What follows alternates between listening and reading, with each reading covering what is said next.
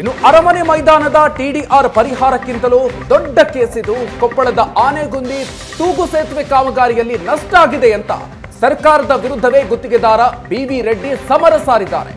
2007ರಲ್ಲಿ ಕೊಪ್ಪಳದ ಆನೆಗುಂದಿ ಬ್ರಿಡ್ಜ್ ಕುಸಿತ ಪ್ರಕರಣಕ್ಕೆ ಸಂಬಂಧಪಟ್ಟಂತೆ ಸರ್ಕಾರಕ್ಕೆ ಸೆಡ್ಡು ಹೊಡೆದಿದ್ದಾರೆ ಹೊರ ರಾಜ್ಯದ ಗುತ್ತಿಗೆದಾರ.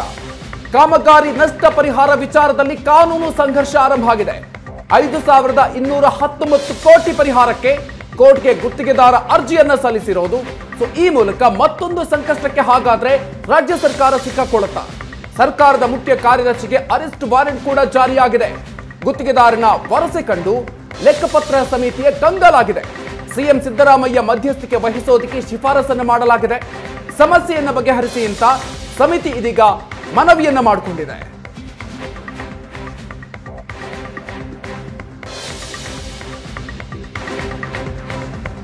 ಪರಿಹಾರ ಸಂಬಂಧ ಕೋರ್ಟ್ ಶೋಕಾಸ್ ನೋಟಿಸ್ ಕೂಡ ಕೊಟ್ಟಿದೆ. ಪರಿಹಾರ ಪಾವತಿಸದ ಕಾರಣ ಬಂಧನಕ್ಕೆ ಕೋರ್ಟ್ ಈಗ ಆದೇಶವನ್ನು ಕೊಟ್ಟಿರೋದು.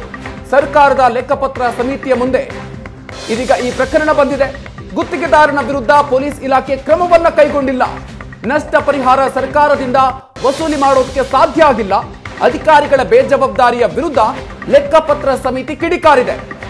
5219 ಕೋಟಿ ಪರಿಹಾರಕ್ಕೆ ಈಗ ಅರ್ಜಿಯನ್ನು ಸಲ್ಲಿಸಿರೋದು. ಈ ಮೂಲಕ ಮತ್ತೊಂದು ಸಂಕಷ್ಟಕ್ಕೆ ಈಗ ಸರ್ಕಾರ ಸಿಕ್ಕಾಕೊಂಡಿದೆ.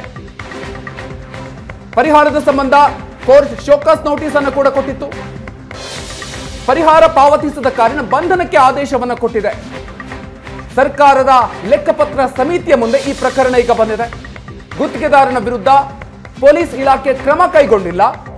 ನಷ್ಟ ಪರಿಹಾರವನ್ನು ಸರ್ಕಾರದಿಂದ ವಸೂಲಿ ಮಾಡೋದಕ್ಕೆ ಸಾಧ್ಯ ಆಗಿಲ್ಲ. ಅಧಿಕಾರಿಗಳ ಬೇಜವಾಬ್ದಾರಿಯ ವಿರುದ್ಧ ಲೆಕ್ಕಪತ್ರ ಸಮಿತಿ ಈಗ ಕಿಡಿಕಾರಿರೋದು.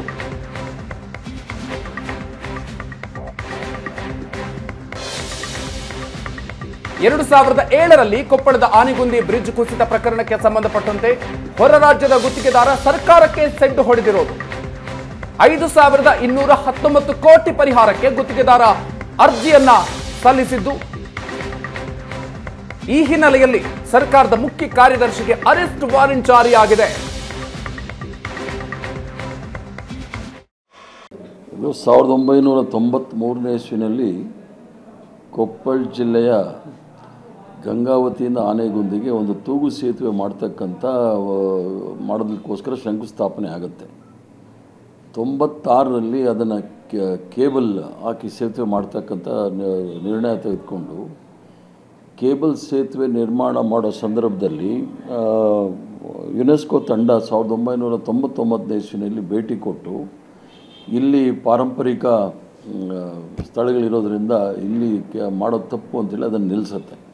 ಆದರೆ ಪರ್ಯಾಯ ರಸ್ತೆ ಮಾಡೋ ಬದಲು ಇವರು ಸರ್ಕಾರದ ಪರ್ಮಿಷನ್ ತಗೊಳ್ದೇನೆ ಕಾಂಟ್ರಾಕ್ಟ್ರು, ಹೈದರಾಬಾದ್ ಕಾಂಟ್ರಾಕ್ಟ್ರು ಅಲ್ಲಿಗೆ ಕಾಮಗಾರಿ ಶುರು ಮಾಡ್ತಾರೆ. ಕಾಮಗಾರಿ ಮಾಡೋ ಸಂದರ್ಭದಲ್ಲಿ ಸೇತುವೆ ಕುಸಿದು ಬೀಳಿದ ಮೇಲೆ ಅದು ಸರ್ಕಾರದವರು ಹಣ ಕೊಡೋದಿಲ್ಲ, ಕೋರ್ಟ್ಗೆ ಹೋಗ್ತಾರೆ.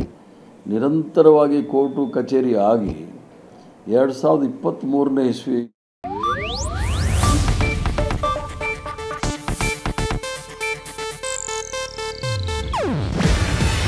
ಇದು ಏಷ್ಯಾನೆಟ್ ನ್ಯೂಸ್ ನೆಟ್ವರ್ಕ್ ಪ್ರಸ್ತುತಿ. ನೀವು ನೋಡ್ತಿದ್ದೀರಾ ಏಷ್ಯಾನೆಟ್ ಸುವರ್ಣ ನ್ಯೂಸ್.